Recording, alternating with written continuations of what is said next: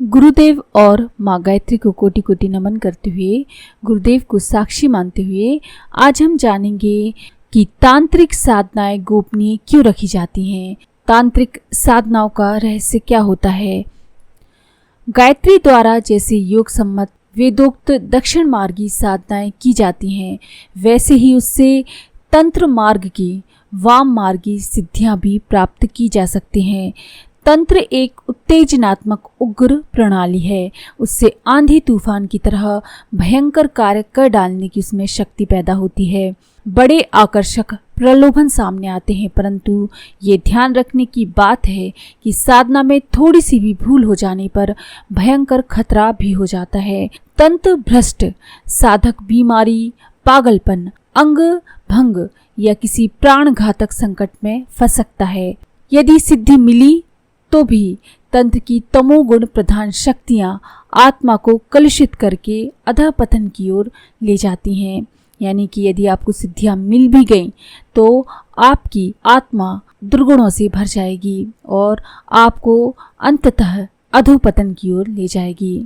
हमें इस दिशा में बड़े कटु अनुभव हुए हैं। गुरुदेव लिखते हैं, कई बार मृत्यु मुख से वापस लौटकर हमें नया जीवन मिला है। ऐसे जोखिम भरे मार्ग में हम दूसरों को डालने की जिम्मेदारी अपने ऊपर नहीं लेते। इसलिए वाम मार्गी तांत्रिक सिद्धियां प्राप्त करने के जो इच्छुक हैं, वो साधक सदा हमारी यही सलाह उनसे रहेगी कि वे आकर्षण, प्रलोभन, चमत्कार, आतंक जमाने की क्षमता, प्रशंसा एवं लोगों में पूजने के लोभ को त्याग कर तंत्र से विमुख ही रहें, तंत्र से दूर ही रहें। ये सारे आकर्षण और प्रलोभन चमत्कार हमको अधोपतन की ओर ले जाते हैं।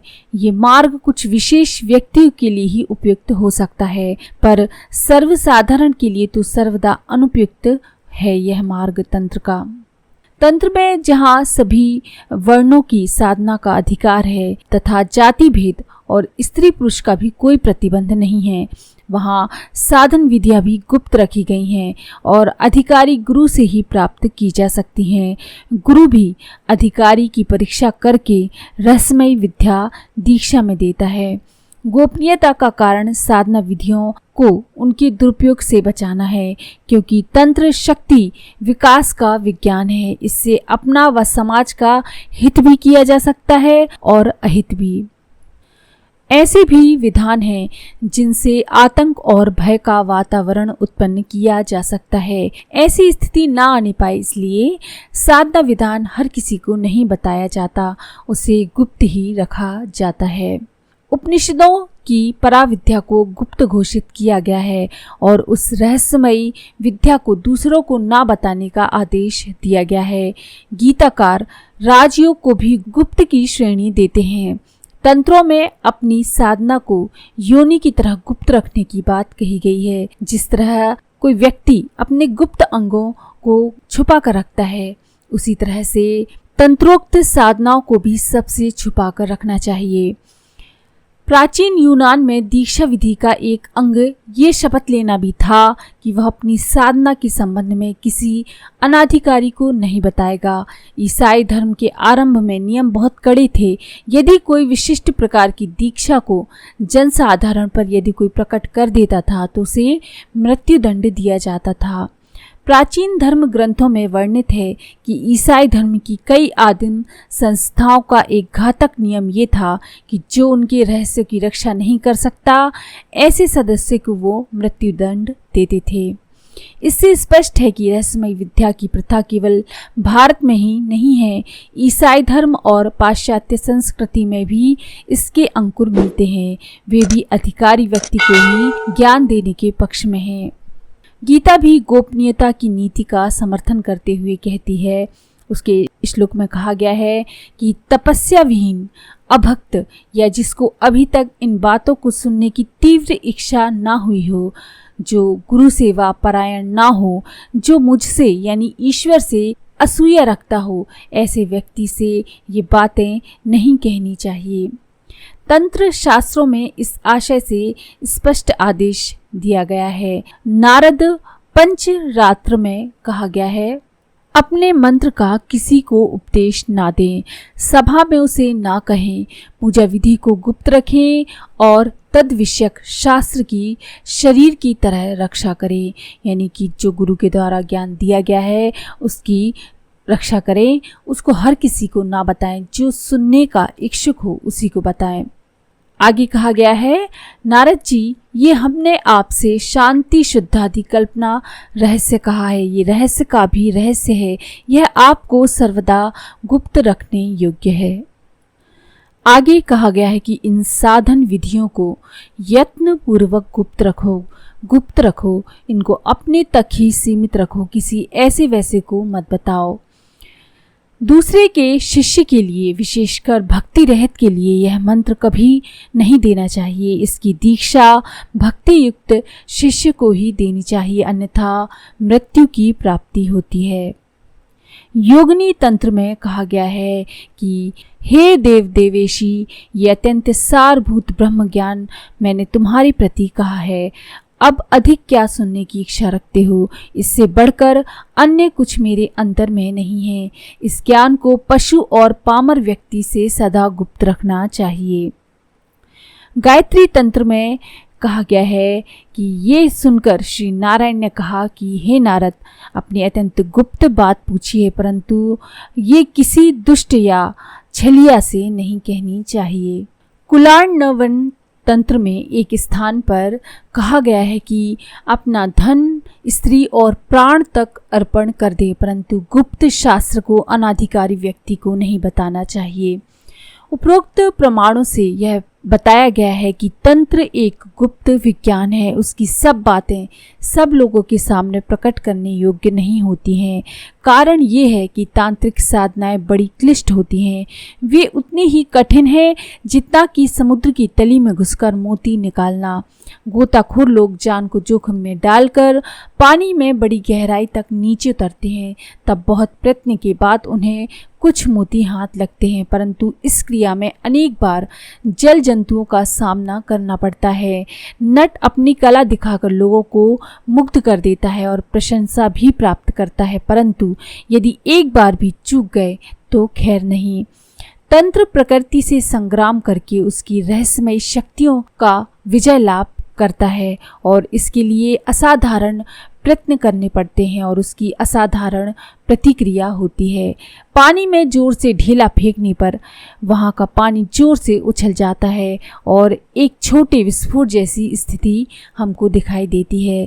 तांत्रिक साधक भी एक रहस्यमय साधना द्वारा प्रकृति के अंतराल में छिपी हुई शक्ति को प्राप्त करने के लिए अपनी साधना का एक आक्रमण करता है, उसकी एक प्रतिक्रिया होती है। उस प्रतिक्रिया से कभी कभी साधक के अहित हो जाने का भय रहता है। जब बंदूक चलाई जाती है, जिस समय नली में से गोली बाहर निकलती है, उस समय वह पीछे की ओर एक झटका मारती है और भयंकर शब्द करती है। यदि बंदूक चलाने वाला कमजोर प्रकृति का हो तो उस झटके से पीछे की ओर गिर सकता है, धड़ाके की आवाज से डर या घबरा सकता है। चंदन के वृक्षों के निकट सर्पों का निवास रहता है। गुलाब के फूलों में कांटे होते हैं। शहद प्राप्त करने के लिए मक्खियों के डंकों का सामना करना पड़ता है। सर्प मणि पाने के लिए भयंकर सांप से, गज मुक्ता पाने के लिए मदोन्मत्त हाथी से जूझना पड़ता है। तांत्रिक पुरुषार्थ ऐसे ही विकट पुरुषार्थ हैं, बहुत कठिन हैं, जिनके पीछे खतरों की श्रृंखला जुड़ी रहती है। यदि ऐसा ना होता तो उन लाभों को हर कोई आसानी से प्राप्त कर लिया करता। तलवार की धार पर चलने के समान तंत्र विद्या के कठिन साधन हैं। उसके लिए साधक में पुरुषार्थ, साहस, दृढ़ता, निर्भयता और धैर्य पर्याप्त होना चाहिए। ऐसे व्यक्ति सुयोग्य अनुभवी गुरु की अध्यक्षता में यदि स्थिर चित्त से श्रद्धा पूर्वक साधना करें तो वे अभीष्ट साधना में सिद्धि प्राप्त कर सकते हैं। परंतु यदि निर्बल मनोभूमि के डरपोक, संदेही स्वभाव वाले, अश्रद्धालु, अस्थिर मति वाले जो लोग हैं वो इसका साधन करें और थोड़ा सा भी संकट उपस्थित यदि होता है और उसे छोड़कर भागे तो वैसा ही परिणाम होगा जैसा किसी सिंह या सर्प को पहले तो छेड़ा जाए, पर जब वह क्रुद्ध होकर अपनी ओर लपके तो लाठी डंडा फेंक कर बेतहाशा भाग जाए। इस प्रकार छेड़कर भागने वाले मनुष्य के पीछे वह सिंह या सर्प अधिक क्रोधपूर्वक, अधिक साहस के साथ दौड़ेगा और उसे पछाड़ देगा। देखा गया है कि कई मनुष्य किसी भूत पिशाच को वश में करने के लिए तांत्रिक साधना करते हैं। जब उनकी साधना आगे बढ़ चलती है तो ऐसे भय सामने आते हैं जिनसे डरकर वह मनुष्य अपना साधना छोड़ बैठता है। यदि उस साधक में साहस नहीं होता और किसी भयंकर दृश्य को देखकर वह डर जाता है तो डराने वाली शक्तियां उस पर हमला बोल देती हैं। फलस्वरूप उसको भयंकर क्षति का सामना करना पड़ता है। कई व्यक्ति भयंकर बीमार पड़ते हैं, कई पागल हो जाते हैं, अनेकों तो प्राण तक से हाथ धो बैठते हैं। तंत्र एक उत्तेजनात्मक उग्र प्रणाली है। इस प्रक्रिया के अनुसार जो साधना की जाती है उससे प्रकृति के अंतराल में बड़े प्रबल कंपन उत्पन्न होते हैं जिनके कारण ताप और विक्षोभ की मात्रा बढ़ती है। ये तांत्रिक साधनाओं के बारे में बताया जा रहा है गुरुजी के द्वारा। गर्मी के दिनों में सूर्य की प्रचंड किरणों के कारण जब वायुमंडल का तापमान बढ़ जाता है तो हवा बहुत तेजी से चलने लगती है। लू, आंधी और तूफान के दौर बढ़ते हैं।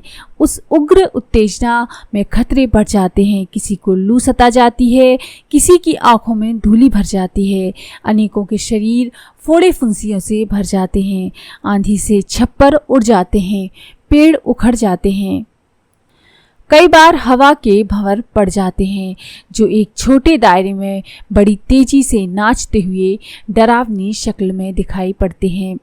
तंत्र की साधनाएं यानी कि जो तांत्रिक लोग करते हैं से ग्रीष्म काल का सा उत्पात पैदा होता है और मनुष्य के बाह्य एवं आंतरिक वातावरण में एक प्रकार की सूक्ष्म लू एवं आंधी चलने लगती है जिसकी प्रचंडता के भयंकर झकझोरे लगते हैं। ये झकझोरे मस्तिष्क के कल्पना तंतुओं से जब संघर्ष करते हैं तो अनेकों प्रकार की भयंकर प्रतिमूर्तियां दृष्टिगोचर होने लगती हैं, दिखाई देने लगती हैं।